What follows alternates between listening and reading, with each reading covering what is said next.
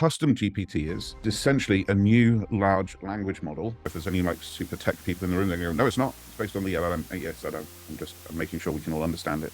It's essentially like having your own LLM, but without having to do any of the coding in order to do that. So you can say, I want you to have this personality. I want you to reach this outcome. And here is the knowledge set that you're going to pull on to do that. The reason this gets now quite tasty is they're doing free versions and revenue share versions. So if you go in and say, define a new one through their UI, you can define a new agent, a new person, a new intelligence, and then you can sell access to that to other people. We're talking about experts being able to replicate themselves and saying, here's a slimmed down version of me. I was speaking to Ashley yesterday, who teaches legal education around the bar exam, and saying, why don't you look at this for you? Why don't you add a mini version of your entire product, your entire course, everything you've ever done, and wrap it into this as the interface to deliver it, so people could self-train for $100 a month.